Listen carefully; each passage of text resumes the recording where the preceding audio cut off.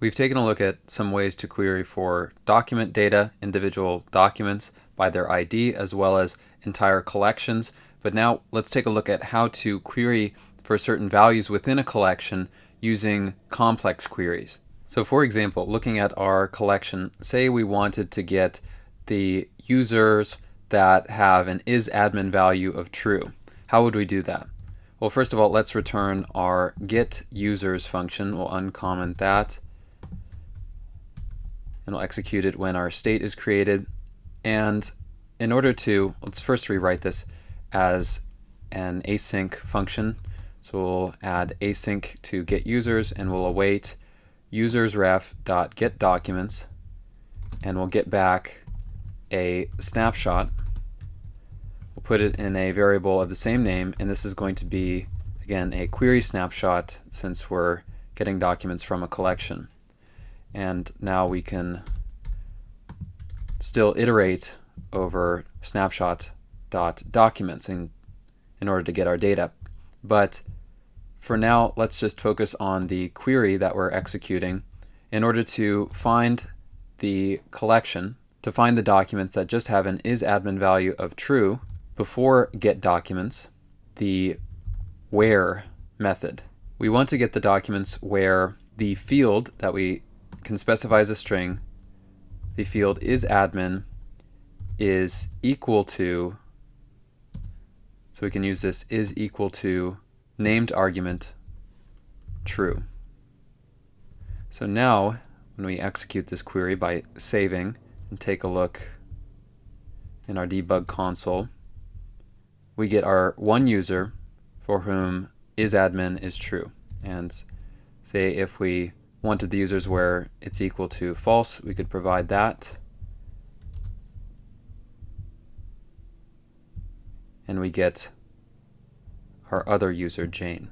So we can specify for where any field that we like. So just to give you another example, we could take a look at the post count and get the users that have a post count that is greater than 2. So we can say for the where field post count and use the argument is greater than the value 2. So if we save that,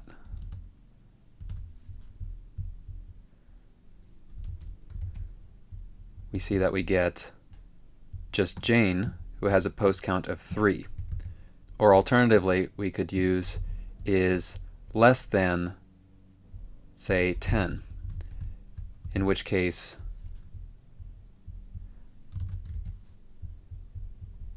we will get both users since their post counts are 2 and 3. So where is a very powerful query, a very powerful method that we can chain on to our collection queries. And note that there are a lot of arguments that we can provide here. We can use the operators is equal to, is greater than or equal to, is less than or equal to, is null. So there are a lot of different options to choose from. And what's especially useful about where is that we can chain on compound queries. So we can add multiple where statements. So say we want to get the user where the post count is less than 3 and where the username is equal to Fred. So post count is less than 3, where username is equal to, so we can use different types here, both numbers and strings if we like, Fred. So let's see the result of that. If we head to our timeline. And what happened? Well, we're getting a platform exception error. And we see here the reason for it. This query requires an index. So this is important to note whenever we're doing compound queries, whenever we're trying to chain on one query after another, we need to give it an index. And indexes are essential for optimizing our database or telling it, hey, we want to search for this criteria, so make sure to organize our data in our database in an optimal way to make this searching take place as quickly as possible.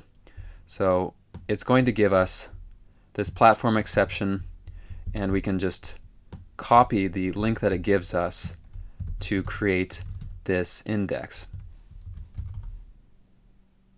And when we go to that link, it's going to suggest to create a composite index, and it's going to tell us on what fields it's creating the index for what collection, and in what order. So it's going to provide one for the username field and the post count field in ascending order. So it's important to note that we can make queries to our database that are by a given field in a given order, either ascending or descending. We'll take a look at that in just a second, but for now let's just create our index so we can run our query successfully. So once our index has been enabled, we can head back to our app, and I'll just make sure to uncheck the uncaught exceptions breakpoint, and we'll just do a hot restart. So now when our app reloads and we head down to the bottom, we see the one user that we expected to be resolved from this query with the username of Fred with a post count that was less than 3. So that's how we write these compound queries. And where I would say is probably the most powerful query that you're going to be using. The next query that we can use for collections is order by. So we can order our results by a given field for any of our documents. So say for example we wanted to order by post count, and generally I would recommend only ordering by a field that has a number or a timestamp as its related type. So we want to order by post count, and for order by we can either sort on a given field in descending or ascending order. So we have a named argument of descending, which we can set to true if we want it to be in descending order, or false if we want it to be in ascending order.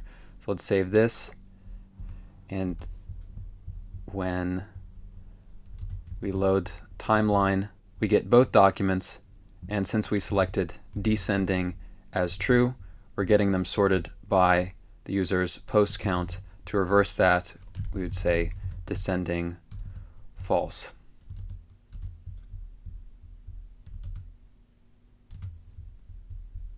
Like so. Then the last query that we can chain on is going to be the limit query, where we can limit the number of documents that we want to get from our get documents request. So say we wanted to just get one document, we could set limit to 1, save that, and now we're just getting the first user that we created. If we wanted to get both of them, we of course could set that to 2. So that's a brief overview of the different types of queries that you can use in getting data from a given collection. Feel free to check out the Firestore documentation, and there you'll find queries such as the start after or start at methods, and those are really helpful for things like pagination. But generally speaking, those 3 methods that we covered just now, limit, where, and order by, are going to enable us enough precision within our social network app to allow us to get the documents returned to us in exactly the manner that we want.